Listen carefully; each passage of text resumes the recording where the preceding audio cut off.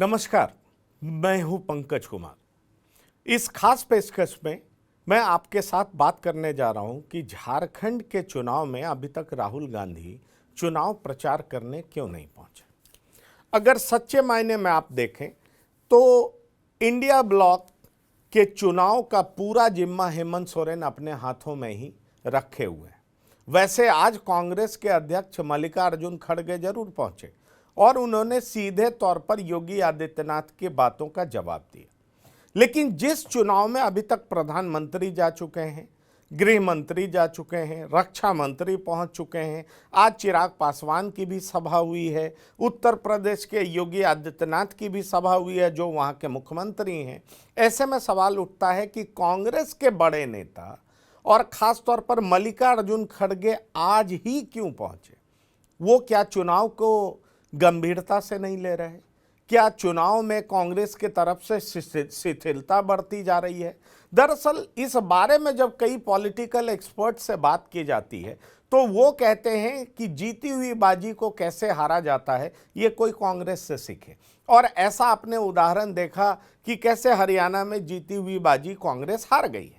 झारखंड में लड़ाई जबरदस्त है, दिलचस्प है, इसलिए हेमंत सोरेन पूरे प्रचार का जिम्मा अपने हाथों में लिए हुए हैं। लेकिन फिर भी कांग्रेस प्रत्याशी जो कि इंडिया ब्लॉक, इंडिया अलायंस के दूसरे नंबर के घटक दल हैं झारखंड में, ऐसे में राहुल गांधी का अब तक चुनाव प्रचार में नहीं जाना निश्चित तौर पर एक बड़ा सवाल खड़ा करता है। और हेमंता विश्व शर्मा ने इस पर चुटकी भी ली कि अभी तक राहुल झारखंड क्यों नहीं आ रहे हैं। कहा यह जा रहा है कि अगले 24 से 48 घंटे में राहुल गांधी वहां पहुंचने जा रहे हैं। लेकिन बड़ा सवाल यह उठता है कि बीजेपी के नेता जब कांग्रेस के नेता पर प्रहार कर रहे हों कि राहुल गांधी अभी तक क्यों नहीं पहुंचे, झारखंड क्यों नहीं आए, क्या उनकी नज़र में झारखंड की अहमियत नहीं है, झारखंड के लोगों की कोई अहमियत नहीं है, तो आप ये समझ लीजिए कि किस तरीके से कांग्रेस को अपने सहारे छोड़ दिया गया, क्योंकि अब इसके मजे बीजेपी भी लेने लगी। आपको बेहतर पता है कि झारखंड में 13 नवंबर और 20 नवंबर को चुनाव होना और इन 2 तारीख को 81 विधानसभा सीटों पर चुनाव होना है। कहा यह जा रहा है कि झारखंड में इंडिया ब्लॉक की तरफ से जेएमएम लेड अलायंस, मतलब उस अलायंस के मुखिया के तौर पर हेमंत सोरेन काम कर रहे हैं और पूरे प्रचार का जिम्मा उन्होंने अपने हाथों में ले रखा है। लेकिन बड़ा सवाल यह उठता है कि अगर झारखंड में हेमंत सोरेन के साथ साथ कांग्रेस के बड़े नेता प्रचार का जिम्मा नहीं लेते हैं, साथ ही साथ आरजेडी के तरफ से नेता बार बार प्रचार नहीं करते हैं, तो निश्चित तौर पर यह माना जाएगा कि कैंपेन के फ्रंट पर इंडिया गठबंधन के तरफ से एक बड़ी कोताही हुई है। और इसीलिए यह सवाल उठने लगा है कि अभी तक राहुल गांधी झारखंड क्यों नहीं पहुंचे। आपको पता है कि आज 5 तारीख है और छठ का पर्व शुरू हो चुका है। अगले 2-3 दिन तक लोग ज़्यादातर इन्वॉल्व छठ में रहेंगे। ऐसे में सवाल उठता है कि 8 तारीख से लेकर के 13 तारीख के बीच में और 48 घंटे पहले चुनाव प्रचार खत्म हो जाता है। तो सवाल ये उठता है कि बड़े नेता अगर पर्व के दौरान पहुंचते हैं तो क्या उन्हें ज़्यादा से ज़्यादा लोग सुनने आ सकेंगे? ये भी एक सवाल उठ रहा है। कांग्रेस की रणनीति पर भी सवाल उठ रहा है और कहा जा रहा है कि जिस तरीके से कांग्रेस एग्रेसिव होकर के चुनाव नहीं लड़ती, वो पहले ही मैसेज दे देती है कि वो चुनाव क्या हारने जा रही है और इसलिए बीजेपी लगातार चुटकी ले रही है। पर आपको ये बता दें कि झारखंड की पॉलिटिक्स बेहद इंटरेस्टिंग होती हुई दिखाई पड़ रही है। एक तरफ हेमंत सोरेन डटे हुए हैं, दूसरी तरफ बीजेपी ने अपने तमाम स्टार कैंपेनर को मैदान में उतार दिया है। हेमंत सोरेन बीजेपी के बड़े नेताओं की बातों का जवाब जबरदस्त तरीके से दे रहे हैं। आपको हम बता दें कि प्रधानमंत्री वहां पहुंच चुके हैं, 10 तारीख को फिर प्रधानमंत्री जाने वाले हैं, अमित शाह का दौरा हो चुका है, आज राजनाथ सिंह यानी कि डिफेंस मिनिस्टर भी पहुंचे थे, उत्तर प्रदेश के मुख्यमंत्री योगी आदित्यनाथ भी पहुंचे झारखंड और उन्होंने साफ तौर पर कहा है कि जब भी आप बटे हैं निर्ममता से कटे हैं। उन्होंने साफ तौर पर कहा कि भाषा, क्षेत्र और जाति के नाम पर आप बटेंगे तो यकीन रखिए आप अपने घर में भी शंख और घंटी नहीं बजा सकेंगे। लेकिन अगर आप एकजुट रहेंगे, अपनी ताकत का एहसास कराएंगे, तो पत्थर मारने वाले लोग आपके लिए सड़कें साफ कर रहे होंगे। तो उनका बड़ा क्लियर मैसेज था कि झारखंड में जिस तरीके से बांग्लादेशी घुसपैठिए आ बसे हैं, और आप ये लगा लीजिए कि आदिवासियों की संख्या घटती जा रही है, वो चिंता का सबब बना हुआ है। और इस चिंता के सबब को दूर करने के लिए सभी को एक होना पड़ेगा। और जब सरकार बनेगी तो निश्चित तौर पर जो भी लोग दलाली कर रहे हैं, अपराध कर रहे हैं, भ्रष्टाचार कर रहे हैं, उनको बिल्कुल छोड़ा नहीं जाएगा। दरअसल इस बार बीजेपी ने यह मुद्दा बड़े जोर शोर से उठाया है कि किस तरीके से झारखंड में बांग्लादेशी घुसपैठिया ने पूरे डेमोग्राफी को चेंज कर दिया है। अब सवाल उठता है कि अगर आप संथाल परगना की डेमोग्राफी को देख लें तो वहां पर आदिवासी 44% से घट करके तकरीबन 28% के आसपास पहुंच गए हैं। वहीं पर आप देख लेंगे तो मुसलमानों की आबादी 9% से बढ़कर के 23% हो गई है। तो यही चिंता का सबब बना हुआ है कि आखिरकार इतनी आबादी कैसे बढ़ सकती है और आदिवासियों की संख्या इतनी कम क्यों हो रही है। तो इसलिए झारखंड में बीजेपी ने इस मुद्दे को बड़ा जोर शोर से उठाया है। बीजेपी ने यह कहा है कि माटी, रोटी और बेटी पे जबरदस्ती जो है बाहर के लोग अपनी पकड़ बना रहे हैं।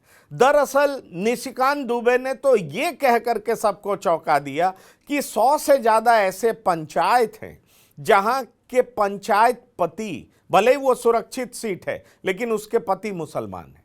और कई लोगों का उदाहरण उन्होंने इस तरीके से दिया कि सार्वजनिक तौर पर वो भले ही नहीं कहती हैं कि उन्होंने इस्लाम धर्म को अपना लिया है, क्योंकि वो सुरक्षित सीट है, वहां से उनकी पत्नी को चुनाव लड़ना है, वहां से पंचायत का मुखिया चुना जाना है, लेकिन उनके पति मुसलमान हैं और मुखिया पति ही सब कुछ करते हैं। और परिणाम स्वरूप ऐसा होता है कि जो मुखिया पति बाहर से आए हैं, दूसरे देश से आए हैं, वो अपने कई रिश्तेदारों को बुला लेते हैं और कई जगह पर ऐसा देखा गया है कि जमाई कॉलोनी बन जाता है, दामाद कॉलोनी बन जाता है। तो इस तरीके से वहां लोगों को बसाया गया है। कई ऐसी लड़कियां जो कि आदिवासी समाज से हैं, उनका निकाह हो जाता है और फिर बाद में पता चलता है कि किस तरीके से उनको काट दिया गया, मार दिया गया, उनके ज़मीनों पर कब्जा कर लिया गया। और ऐसी स्थिति देखी गई है कि नाम भले ही सीता पहाड़ी हो, नाम भले ही हनुमान पहाड़ी हो, नाम भले ही ज्योति पहाड़ी हो, लेकिन वहाँ एक सीता नहीं दिखती, एक वहाँ हनुमान नहीं दिखते, एक वहाँ पर ज्योति नहीं दिखती। तो इन सब मुद्दे को बहुत बढ़ा चढ़ा करके पेश किया जा रहा है। और आपको ये भी मैं बताना चाहूँगा कि कहा जा रहा है कि संथाल और कोयलांचल, जी हाँ, इन दोनों की भूमिका बहुत इंपॉर्टेंट होने जा रही है।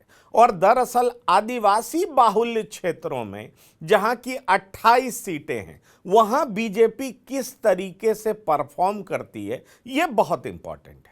और इसलिए बीजेपी ने तमाम मुद्दों के साथ साथ अपने स्टार प्रचारक को उतार दिया है और बीजेपी झारखंड के चुनाव को बहुत सीरियसली ले रही है। अब आप ये देख लीजिए कि आज योगी आदित्यनाथ पहुंचते हैं, पहले तो वो ये कहते हैं कि आपको एक क्यों रहना चाहिए, और जब जब आप बटे हैं, निर्ममता से कटे हैं, मतलब मैसेज बहुत साफ देते हैं। दूसरा वो कहते हैं कि आलमगीर आलम और औरंगजेब में कोई फर्क नहीं है। आलमगीर आलम ने पूरे झारखंड को लूटा, यहाँ की जनता के पैसे को लूटा, उसके लोग स्टाफ के घर से पैसे निकले, करोड़ों करोड़ रुपए निकले, टीवी पे हम लोग देख करके आश्चर्यचकित थे, हैरान थे। और इसी तरीके से अकबर ने इस देश को लूटा, माफ करिएगा, औरंगजेब ने इस देश को लूटा, यहाँ के मंदिरों को नष्ट किया, और इन दोनों में बिल्कुल समानता है। तो योगी आदित्यनाथ जो कि उत्तर प्रदेश के मुख्यमंत्री हैं, उन्होंने चिर परिचित अंदाज में ये भाषण जरूर दिया। और उसकी काट के लिए जब मल्लिकार्जुन खड़गे पहुंचते हैं तो वो ये कहते हैं कि दरअसल बांटने वाले भी तो यही लोग हैं, और कौन लोग हैं। तो मल्लिकार्जुन खड़गे वापस बीजेपी को सवालों के घेरे में लेते हैं। पर बड़ा सवाल यह है कि चुनाव के मुहाने तक झारखंड पहुंच चुका है। पहला चरण का चुनाव 13 नवंबर को है, बीच में 2-3 दिन फेस्टिवल का समय है। ऐसे में आज पहला दिन मल्लिकार्जुन खड़गे झारखंड क्यों पहुंच रहे हैं, ये एक बड़ा सवाल है। दूसरा बड़ा सवाल है कि अभी तक राहुल गांधी क्यों नहीं पहुंचे हैं। संभावना है अगले 24 से 48 घंटे में पहुंचेंगे, पर यह सवाल जबरदस्त तरीके से उठाया जा रहा है और ये कहा जा रहा है कि कांग्रेस पूरी मुस्तैदी से चुनाव क्यों नहीं लड़ रही है।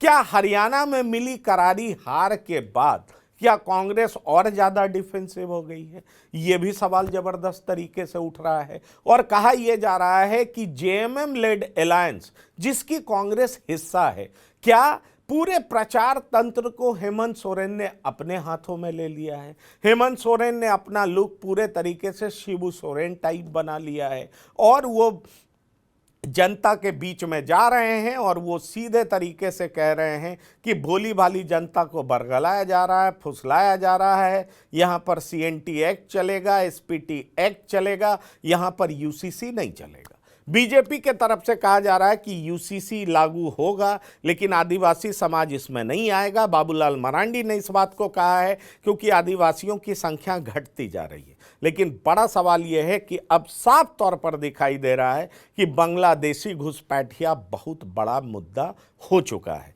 चंपई सोरेन को अपने पक्ष में ला करके, हेमंत सोरेन के प्रस्तावक मुर्मू को अपने पक्ष में ला करके बीजेपी लगातार हेमंत सोरेन को घेरने का प्रयास कर रही है।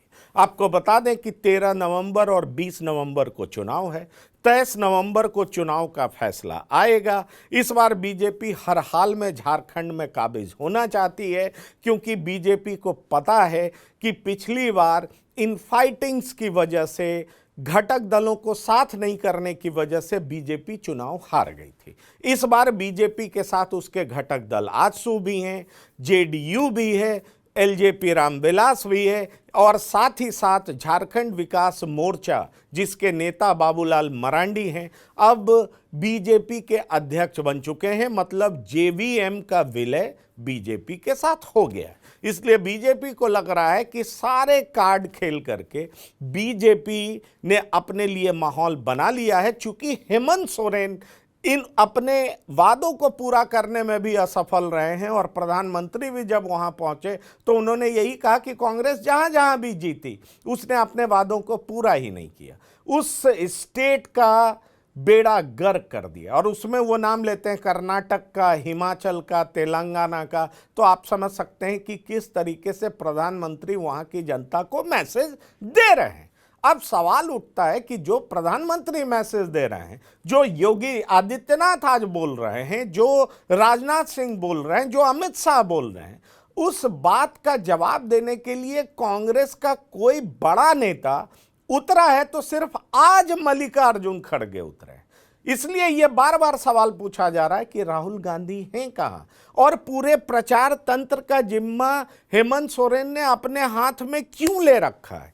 कांग्रेस की मदद हेमंत सोरेन को क्यों नहीं मिल रही है। क्या कांग्रेस डर रही है? कांग्रेस को लग रहा है कि अगर राहुल गांधी पहुंचते हैं और फिर भी सफलता नहीं मिलती है तो पूरा ठेकरा राहुल गांधी पर फोड़ा जाएगा और राहुल गांधी की एक और किरकिरी होगी।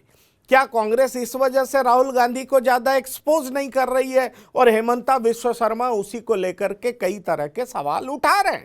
ऐसे में सवाल उठता है कि जो हेमंता विश्व शर्मा कह रहे हैं या जो वहां के पॉलिटिकल एक्सपर्ट्स कह रहे हैं उन बातों में कितना दम है। लेकिन इन सब के बीच अभी भी झारखंड की लड़ाई बेहद दिलचस्प मोड़ पे है और 2 चरण में होने वाला चुनाव ये फैसला करेगा कि झारखंड की जनता किसे चुनने जा रही है। इस खास एपिसोड में इतना ही। ताजा तरीन खबरों के लिए आप लगातार देखते रहिए टीवी 9। धन्यवाद, नमस्कार।